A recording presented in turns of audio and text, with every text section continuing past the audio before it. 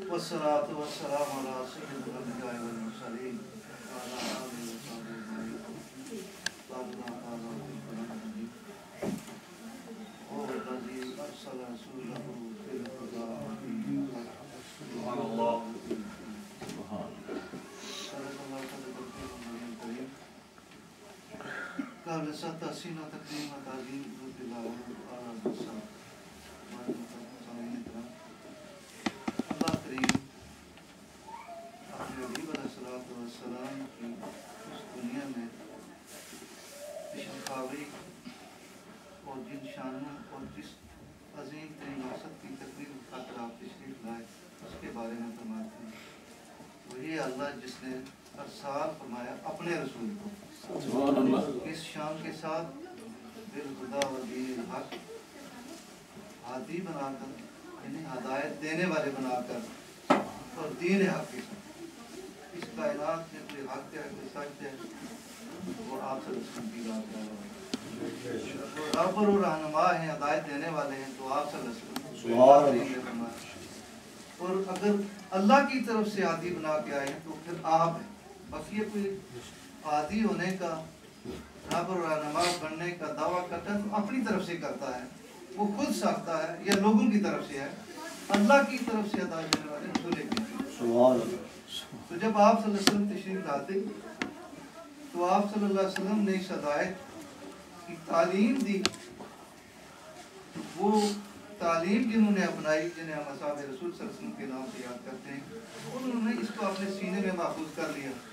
اور اس تعلیم کا عملی نمونہ بن جاتے ہیں اور آپ صلی اللہ علیہ وسلم کی خدمت میں حاضر رہتے ہیں آپ مدینہ منورہ میں دونوں کو پروز ہیں تو آپ کی خدمت میں حاضر آپ اس ہدایت کو تقسیم فرمانے کے لیے جب سفر فرماتے ہیں تو وہ غلام آپ کے ساتھ پورے سفر میں جہاں کہیں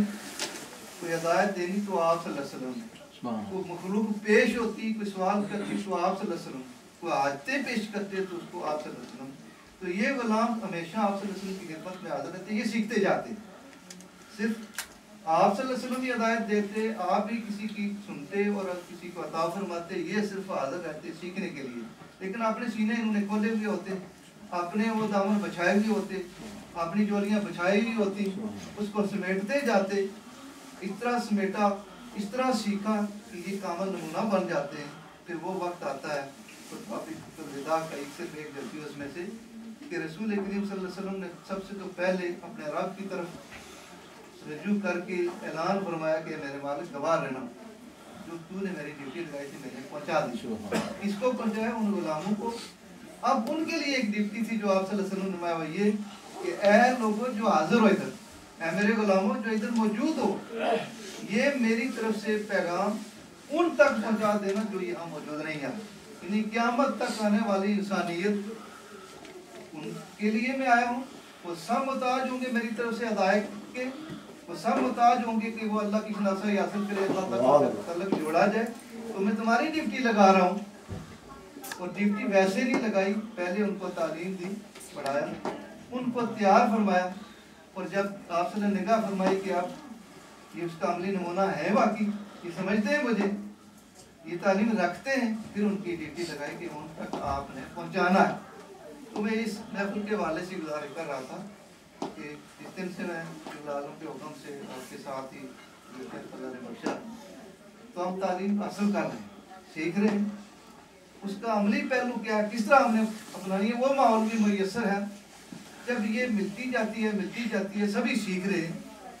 تو جب ابن عالم یہاں سے پاکستان سے لائے جائیں گے تو جس طرح رسول اللہ صلی اللہ علیہ وسلم نے حکم فرمایا تھا اپنے غلاموں کو کہ یہ پہنچانا ہے آپ نے اسی طرح آپ لوگوں تک جو مسلمان ہیں پورے سیکھے ہوئے نہیں ہیں اور وہ لوگ جو اسلام سے بیراوار نہیں ہیں وہاں تک یہ نمونہ اور یہ تعلیم آپ نے پہنچایا جہاں کہیں کائنات میں ابن عالم پوری دنیا میں تشریف لے جاتے ہیں تو اس کے بعد یہی ہے کہ آپ اس حکم پہ عمل کر رہے ہیں جو رسول اللہ صلی اللہ علیہ وسلم نے ان کی ڈیوٹی لگائی ہے جو ان کی شناسائی ونی کا مقام ہے اور ہماری ڈیوٹی یہ ہے کہ جو سیکھیں جتنا ہماری سمجھ آئے جتنا اپنا سکتے ہیں اس کو اپنائیں اور اس کو آگے پہنچائیں تو پھر یہ کیا ہوگا ایک نعمت کا جو ہمیں ملی ہوئی ہے اللہ کا شکریہ ادا ہوگا اور پھر ساتھ وہ لوگ معلوم کہ ہم تھوڑا سا پیچھے نظر دوڑیں. اگر ہمیں اللہ تعالیٰ یہ نہ کرم کرتا ان کی ہستی عطا نہ کرتا, ہمیں سمجھ نہ آتی تو ہم بھی نہیں طرح کے ہوتے جو یہ نہ سمجھ دین سے دور ہے یا غیر مسلم ہے. ہم بھی ایسے ہو سکتے تھے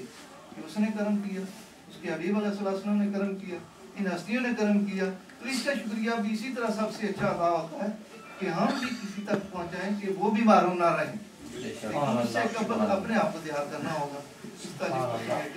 ہماری تصحیح ہوتی ہے. ایک بات کہتی ہے فضل اللہ عنہ, اصل تو پوری تعلیم دیتے ہیں کہ اصل یہ ہے, اصل نمونہ یہ, اصل تعلیم یہ ہے. تو جب اصل آپ کو مل رہی ہے, یہ اصل ہر جگہ سے نہیں ملتی.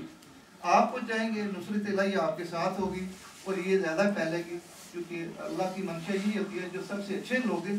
ان کو نمونہ بنا کے آگے پہنچائے.